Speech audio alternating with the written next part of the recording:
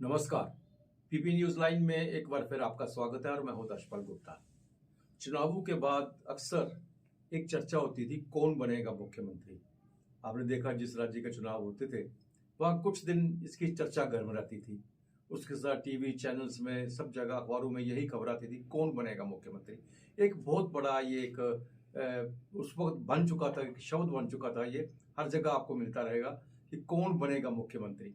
लेकिन जम्मू कश्मीर के चुनावों के बाद या चुनाव होने के बाद कौन बनेगा मुख्यमंत्री की जगह आएगा, कब बनेगा मुख्यमंत्री, ये बड़ा एक रोचक विषय सामने आ रहा है। कब बनेगा मुख्यमंत्री, चुनाव हो चुके हैं और जो सबसे बड़ी पार्टी है नेशनल कॉन्फ्रेंस, गठबंधन कांग्रेस के साथ है, उसने लीडर ऑफ द जो लेजिस्लेटिव पार्टी है उमर अब्दुल्ला को चुन लिया है। दावा भी पेश कर दिया गया है, लेकिन अभी तक अटकलें यही लगाई जा रही है कब बनेगा मुख्यमंत्री।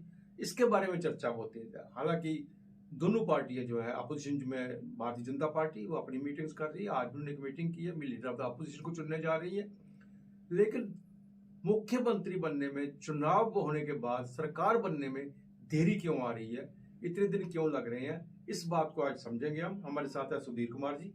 सुधीर जी से हम जानना चाहेंगे आखिर क्या बात है। पहले यही होता था कि सरकार का जब बनती थी, लेजिस्लेटिव पार्टी जब अपना लीडर चुनती थी तो एलजी के पास वो दावा करते थे, एलजी उनको बुला लेते थे, न्योता देते थे सरकार बनाने के लिए। लेकिन अभी तक ना तो न्योता मिला है, ना ही कोई बात ऐसी हुई है।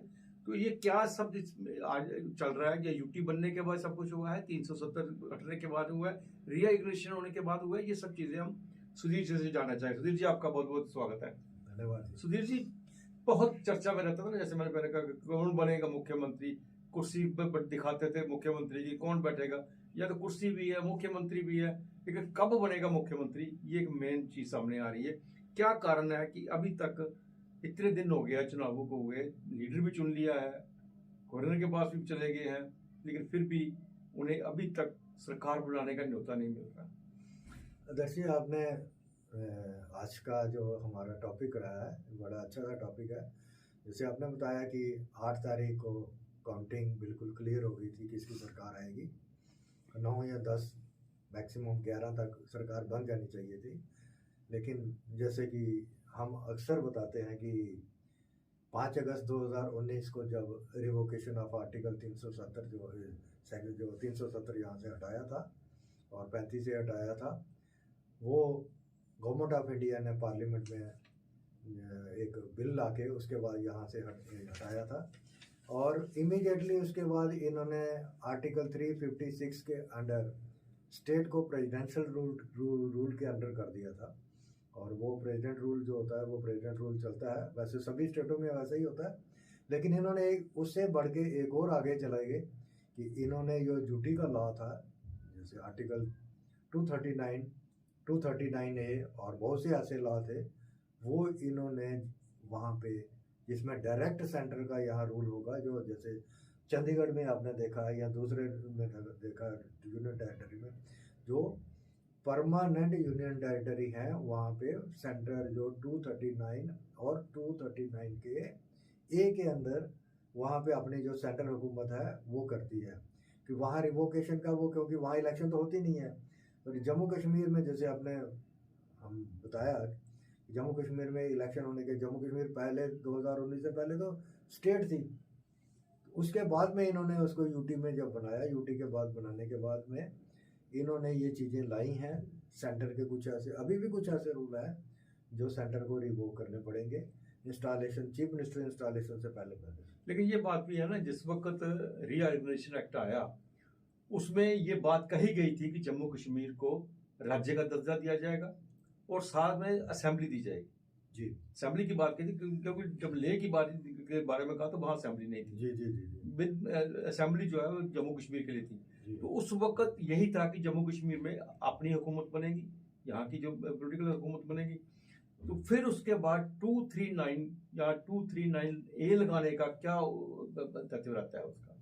नहीं, ये दर्जी, ये तो सेंटर की मंशा जो थी वो ऐसा थे कि मुझे जो ऐसा लगता है, जो अगर आप 239 या 239A को पढ़े तो सेंटर की जो मंशा थी वो क्लियर नहीं थी कि यहाँ पे इलेक्शन, क्योंकि ये पॉलिटिकल एक डिबेट थी कि जिसको बोलते हैं मतलब कि एक मार्केट के अंदर एक छोड़ देना सोचा कि हम यहाँ पे स्टेटहुड भी दे रहे हैं आपको, इलेक्शन भी करवा रहे हैं। अगर ऐसा होता, जैसे जैसे ये देखा गया इलेक्शन ऐसे होता, तो सुप्रीम कोर्ट में इनको जाने की ज़रूरत क्या थी? जी बिल्कुल। सारी पॉलिटिकल पार्टी या एक्टिविस्ट जो थे सुप्रीम कोर्ट में गए, फिर सबको सुप्रीम कोर्ट में जाने की क्या ज़रूरत थी? सुप्रीम कोर्ट में इसकी बाकायदा हियरिंग हुई, 1 महीना चली। उसके बाद में सुप्रीम कोर्ट ने directions the government of India को 30 सितंबर से पहले पहले यहाँ पे असेंबली के चुनाव करवाए जाएं। स्टेटहुड के लिए उन्होंने बोला कि उसके बाद में स्टेटहुड भी रिस्टोर की जाए, लेकिन स्टेटहुड की कोई उन्होंने परमानेंट डेट नहीं दी थी, जिसकी वजह से स्टेटहुड अभी भी जो है वो लिंगर ऑन हो रही है। सतीश जी, अब इसमें 239 और 239A जो है दोनों को विड्रॉ कर ले, रिवोक कर दिया गया। इसका मतलब यही हुआ कि अब सेंटर के हुकूमत नहीं है, सेंटर के पास नहीं है यहाँ की हुकूमत। बिल्कुल, अब यहाँ पे जो पॉलिटिकल हुकूमत होगी वो उसी के पास जाएगी। इसलिए शायद इसलिए देरी लग रही, क्योंकि जैसे 239 के साथ कुछ और भी ऐसे एक्ट हैं, शायद उन्हें भी इन्हें रिवोक करने में समय लगेगा। लेकिन इस बीच में 5 जो नॉमिनेशन करनी थी MLA की भारतीय जनता पार्टी ने, उस पर भी मंथन किया था। उन्होंने जहां तक सूत्रों से पता चल रहा है कि एक लिस्ट बन चुकी है, होम मिनिस्टर ने तैयार कर दी है, LG को दे दी है, और आज या कल उस पर नाम सामने आ जाएंगे, पांचों के पांचों कौन कौन से हैं। और इस बीच में कांग्रेस के जो एडवोकेट रविंदर शर्मा है, जो उनके चीफ स्पोक्स पर्सन है, उन्होंने एक रिट की थी 52 के हिसाब से। आज उनका लगा है सुप्रीम कोर्ट में, लेकिन सुप्रीम कोर्ट ने इसकी सुनवाई से इनकार कर दिया। उन्होंने कहा पहले आप हाई कोर्ट में जाओ, प्रोसीजर यही है, ये डायरेक्ट चलेंगे सुप्रीम कोर्ट, हाई कोर्ट गए नहीं। अब ये हाई कोर्ट जाएंगे या क्या होगा वो तो बात की बात है। तो इस बीच में तो नॉमिनेशन हो सकती है। अभी तो सुप्रीम कोर्ट ने तो इन्होंने जो रविंदर शर्मा जी ने जहाँ पिटीशन डाली थी वो तो उन्होंने खारिज कर दी ना, डिसमिस कर दी है। अब ये जो टाइम है, और जब तक ये हाई कोर्ट में केस नहीं करते हैं, इन बिटवीन जो है गवर्नमेंट जो है वो नॉमिनेशन जो है 5 आदमियों की नॉमिनेशन कर सकती है। हाँ, रुकावट जब आएगी जब वो हाई कोर्ट में केस वो रजिस्टर हो जाएगा, लिस्ट हो जाएगा, हाई कोर्ट उसको सुनना शुरू कर देगा। फिर उसके बाद में इनकी 5 की जो नॉमिनेशन है वो प्रक्रिया सुप्रीम कोर्ट में भी तो लिस्ट हुआ था ना, 52 नंबर था आज उसका। नहीं, वो तो देखो, ये आदर्श जी, ये जुडिशरी का ऐसा मसला है, इसके ऊपर हम ज़्यादा इसके ऊपर हम अंदर जा नहीं सकते कि चीफ जस्टिस ऑफ इंडिया को क्या लगा जब उन्होंने ये देखा। जब उन्होंने आपकी बात, ये हम समझ, आपकी बात को हम अच्छे तरीके से समझ गए हैं कि, लेकिन जब उन्होंने लिस्ट किया इस केस को, चीफ जस्टिस जो होता है वो चीफ जस्टिस उसको देखता है केस के मेरिट को। जब उन्होंने लिस्ट किया तब ये चीज़, जब उन्होंने जो चीज़ अब बताई है तब क्यों नहीं बताई उन्होंने? ये चीज़ तब बतानी चाहिए थी। आप पहले अपने हाई कोर्ट में जाओ, अगर आप अपने हाई कोर्ट से संतुष्ट नहीं हो फिर आप सुप्रीम कोर्ट में आओ। तो अब जो भारतीय जनता पार्टी है, वहाँ पे लीडर ऑफ अपोजिशन को चुनने के लिए मीटिंग हो रही थी, वो भी आज मीटिंग चली है इनके हेडक्वार्टर में वहाँ पे, और मंथन चल रहा है, लेकिन फैसला नहीं हो पाया। वो फिर वही बात कि वो दिल्ली से नाम आएगा तो उसी को फाइनल करेंगे, लेकिन नाम बहुत सामने आ रहे हैं इस वक्त। तो क्या आपको क्या लग रहा है, क्या कि ये भी ऊपर से ही थोपा जाएगा, यहाँ से कोई नहीं चुना जाएगा? दर्जी, ऐसा है कि देखो, ये 2 चीज़ें जो नेशनल पार्टीज होती हैं ना, जितनी जो भी नेशनल पार्टी हैं, चाहे वो कांग्रेस है, चाहे वो बीजेपी है, या जितने भी आप लगा लो, जिनके जो प्रेसिडेंट है हमारी स्टेट या अपनी स्टेट से, जिस स्टेट में चुनाव होते हैं उसके बाहर के हैं, उनका डिसीजन जो होता है वो हमेशा बाहर से होता है, वो ऊपर से थोपा जाता है उनको। तो लोकल लीडरशिप के जो उनको, जैसे आपने बताया, वहाँ से किसी एक नाम का होगा, वो उनके माइंड में पहले चल रहा होगा। उन्होंने बोलना है कि ये बंदा, इसका हमने फाइनल कर दिया है, ये बंदा लीडर ऑफ द अपोजिशन होगा। अभी जो चल रहा है, जैसे इस वक्त जो पॉलिटिकल सर्कल्स के अंदर चल रहा है, देवेंद्र राणा जी का चल रहा है, सुनील शर्मा का चल रहा है, सुनील शर्मा जी का चल रहा है, डॉक्टर नरेंद्र जी का चल रहा है। यहाँ अगर मुझे कोई कहेगा तो बेस्ट जो अगर कैंडिडेट, अगर इनको लीडर ऑफ द अपोजिशन के तौर पे अगर इनको बीजेपी को चाहिए, तो इन्हें आराम से डॉक्टर नरेंद्र जी को बना देना चाहिए, क्योंकि उनको गवर्नमेंट भी एक्सेप्ट कर लेगी और पब्लिक भी एक्सेप्ट कर लेगी और पार्टी भी एक्सेप्ट कर लेगी। बिल्कुल सही कहा आपने, क्योंकि जो दूसरे नाम आ रहे हैं उनके ऊपर पहले ही शुरू में ही बहुत सी बातें हो रही थी, जिस तरह से नेशनल कॉन्फ्रेंस छोड़ के आए हैं राणा साहब, देवेंद्र राणा वहाँ से आए हैं और यहाँ से लीडर ऑफ द अपोजिशन बने जा रहे हैं। लेकिन भारतीय जनता पार्टी के अंदर एक चलता है ना, जब नाम ज्यादा गूंजते हैं उनको पीछे ही छोड़ दिया जाता है, नए नाम उभर के आ जाता है, नया नाम उभर के आ जाता है। अब सुधीर जी, क्या लग रहा है आपको कि ये 1-2 दिन में यहाँ पे सरकार बन जाएगी जम्मू कश्मीर में, या और भी यहाँ पे अड़चने आ सकती हैं?